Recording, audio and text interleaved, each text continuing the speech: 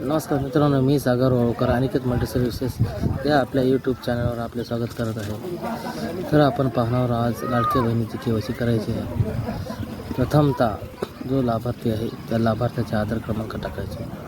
त्यानंतर त्या OTP send करायचा.